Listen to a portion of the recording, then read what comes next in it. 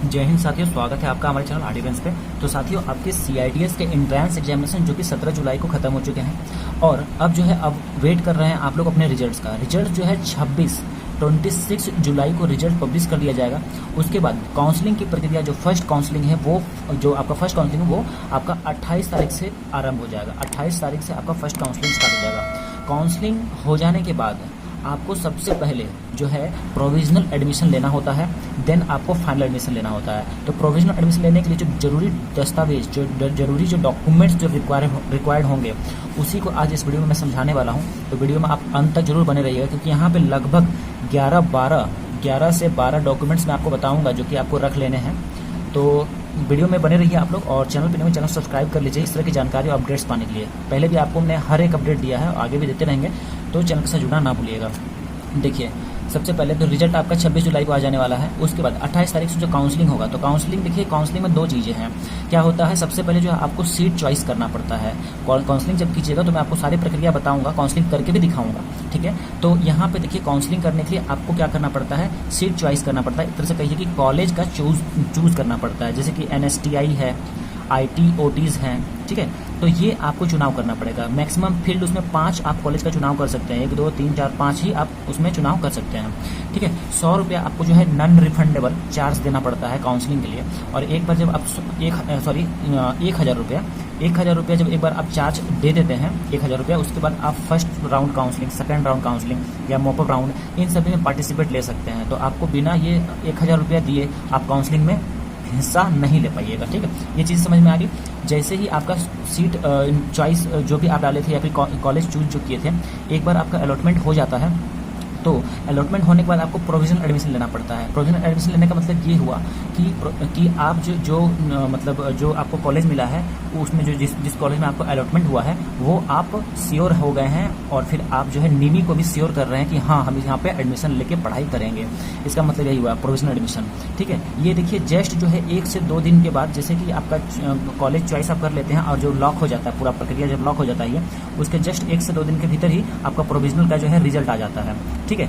उसके बाद आपको प्रोविजनल एडमिशन कहाँ कराना पड़ता है, नियरेस्ट NSTI में, या फिर जो है आपका वुमेंस का या फिर मेंस का, दोनों में से कोई भी नियरेस्ट NSTI में आपका घर के अगल बगल जहाँ पे भी होगा वहाँ पे भी आप करा सकते हैं, ठीक है। आप लड़के हैं तो ऐसा नहीं कि वुमेंस वाले में नहीं करा सकते हैं, लड़कियाँ भी लड़के में जाके करा सकती हैं, ठीक है। ये चीज़ें हो जाने के बाद प्रोविजनल एडमिशन में डॉक्यूमेंट्स जो रिक्वायर्ड होगा मैं वही बता देता हूँ आपको, लेकिन जस्ट उसके बाद फिर फाइनल एडमिशन लेना पड़ता है, ठीक है। जैसे जितना भी राउंड होना है, जिसमें फर्स्ट काउंसलिंग, सेकंड काउंसलिंग या मॉपअप राउंड हो जाने के बाद जो क्लासेस जो आरंभ होगा, उसके मान के चलिए कि 1 सप्ताह पहले जो है आपको फाइनल एडमिशन का जो है डेट्स आ जाएगा, निमी का वेबसाइट में पता चल जाएगा। तो फाइनल एडमिशन फिर वही सब डॉक्यूमेंट्स का फिर से यहाँ पे सत्यापन होता है, फिर से वही डॉक्यूमेंट्स, ओरिजिनल डॉक्यूमेंट्स साथ में फोटो कॉपीज लेकर के आपको जाना पड़ेगा। तो देखिए, ये प्रोविजनल एडमिशन जो है आपको नियरेस्ट NSTI में जाकर आपको कराना होता है, लेकिन फाइनल एडमिशन कहाँ कराना पड़ता है, जहाँ आपका मतलब NSTI में चुनाव हुआ है, मतलब जहाँ से आप पढ़ाई करना चाहते हैं, ठीक है। जिस NSTI में आपका अलॉटमेंट हुआ है वहीं पे आपको फाइनल एडमिशन जाके लेना पड़ेगा, समझ गए। चाहे मान लीजिए जिस IT OTs में हुआ है, प्राइवेट या गवर्नमेंट, वहाँ पे आपको जाके फाइनल एडमिशन लेना पड़ेगा, ठीक है। सबका डेट आता है, डेट आपको प्रोवाइड कर दिया जाएगा। और सेम जो प्रक्रिया है, यही प्रक्रिया आपका फर्स्ट काउंसलिंग में, सेकंड काउंसलिंग में, थर्ड काउंसलिंग में या मॉपअप राउंड्स में होता है, ठीक है। तो देखिए, अब यहाँ पे आप लोग को डॉक्यूमेंट्स की मैं बात कर लूँ, डॉक्यूमेंट्स क्या है लेके जाना है। सबसे पहले देखिए, यहाँ पे सबसे पहला डॉक्यूमेंट है काउंसलिंग फीस रिसिप्ट, जो कि 1,000 रुपया का जो आप काउंसलिंग करते हैं वो फीस रिसिप्ट आपको अभी आपको स्क्रीन पे देखिए, इस साइड में देखिए, यहाँ पे आपको जो है दिख रहा होगा कि काउंसलिंग फीस रिसिप्ट कैसा होता है, ठीक है। ये 1,000 रुपया का होता है। आप जब काउंसलिंग का फीस पेमेंट कीजिएगा, उसमें आपको प्रिंट करके रख लेना है इस चीज़ों को। उसके बाद दूसरा देखिए, अलॉटमेंट लेटर कब मिलेगा आपको, जब आपका कॉलेज चॉइस कर लीजिएगा, लॉक हो जाएगा, रिजल्ट आ जाएगा जब, ठीक है, कि आपको कौन सा कॉलेज मिला, 5 में से कोई कॉलेज मिला या नहीं मिला, वो चीज़, ठीक है। तो वो अलॉटमेंट लेटर होता है, ठीक है। अलॉटमेंट लेटर आपको वेबसाइट से ही मिल जाएगा, और अलॉटमेंट लेटर भी देखिए आपको भी दिख रहा होगा यहाँ पे, और साथ में भी दोनों हो सकता है, जैसे कि फीस भी और अलॉटमेंट लेटर भी दोनों साथ में भी हो सकता है। जैसे कि अभी देखिए यहाँ पे दिखाई दे रहा होगा आपको, तो ये मैं जो पिछले बार मैं कराया था, तो देखिए यहाँ पे वही सभी चीज़ें हैं। आइए आगे हम लोग बात कर लें। तो आगे देखिए यहाँ पे क्या है, यहाँ पे 8th 10th 12th original marksheet and certificate.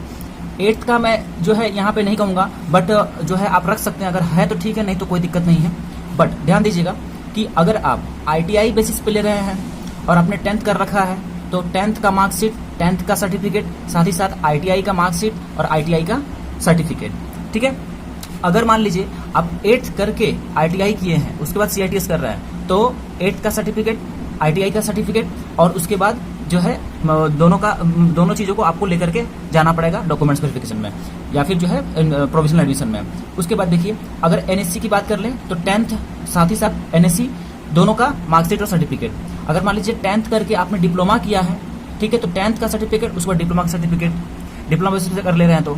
अगर बीटेक बेसिस पे कर रहे हैं तो 10th का सर्टिफिकेट आपको लेना पड़ेगा, 12th का लेना पड़ेगा और फिर बीटेक का आपको लेना पड़ेगा। या फिर ये भी हो सकता है कि 10th करके आपने डिप्लोमा किया था, उसके बाद बीटेक किया है और बीटेक के आधार पर ले रहे हैं, तो फिर 10th का, डिप्लोमा का और बीटेक का आपको लेना पड़ेगा, समझ गए। और 12th का, उसके बाद फिर जो है बीटेक का आप लेके जा सकते हो। तो जिस भी बेसिस पे आप लिए हुए हैं, तो चाहे ITI बेसिस पे, उसके बाद आपका जो एजुकेशनल क्वालिफिकेशन में 10th 12th क्या है वो ले लीजिए साथ में। NSC किए हुए हैं तो किस आधार पर 10th किए हैं, या फिर ITI के बाद NSC किए हैं तो NSC के आधार पर फॉर्म भरे तो NSC का और ITI का आपको साथ में मार्क्सिट सर्टिफिकेट ले जाना पड़ेगा। तो अपना कॉम्बिनेशन देख लीजिएगा, उसी अकॉर्डिंग आपका दोनों का मार्क्सिट और सर्टिफिकेट लेके जाना है।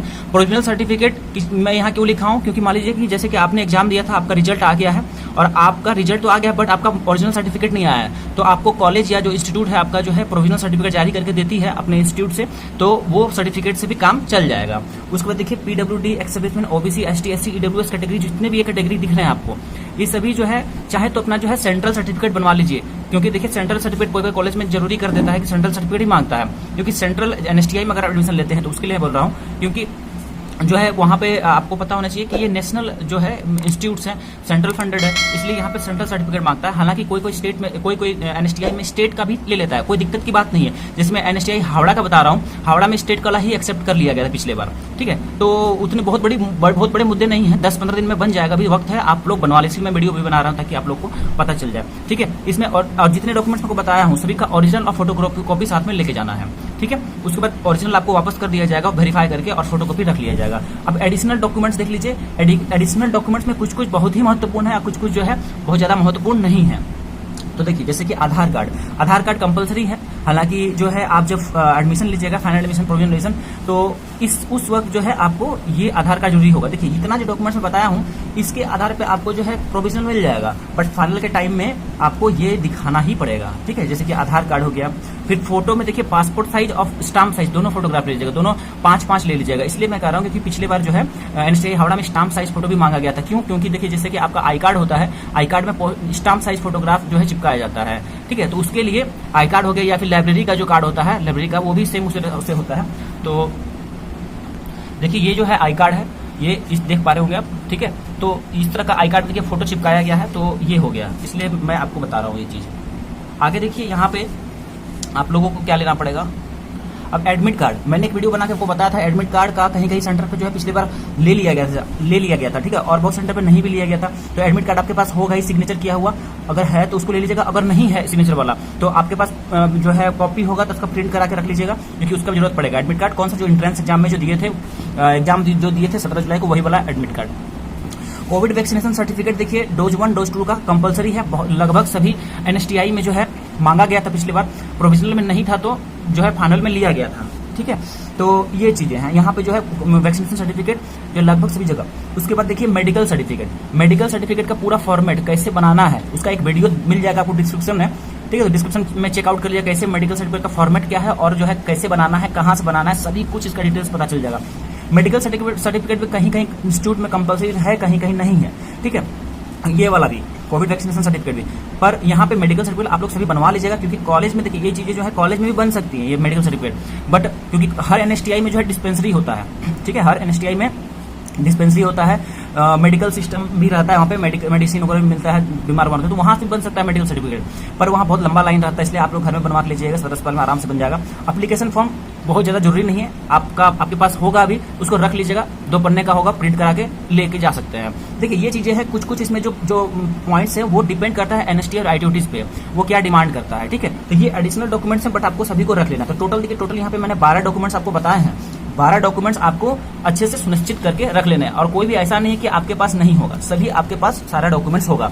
तो आई होप गाइस कि आपको ये जो है इन्फॉर्मेशन बहुत ही अच्छे से समझ में आया होगा, और इस तरह की जानकारी और इस तरह की अपडेट्स पाने के लिए चैनल को आप सब्सक्राइब कीजिएगा। इससे जुड़ी काउंसलिंग से जुड़ी या फिर जो है आपके प्रोविजनल सीट अलॉटमेंट हो गया या फिर काउंसलिंग से जुड़ा चाहे कोई भी एक अपडेट, चाहे आप जो है CITS में एग्जाम हो या फिर कोई सा भी हो, ठीक है, आपको हर एक अपडेट चैनल पे मिलता रहेगा और मिलता आया भी है। तो चैनल को सब्सक्राइब करके दोस्तों में वीडियो को शेयर कर दीजिएगा। तो मिलते हैं आप लोग से अगली जानकारी में, न्यू अपडेट में। तब तक के लिए हमारे साथ जुड़े रहने के लिए आपका बहुत बहुत धन्यवाद।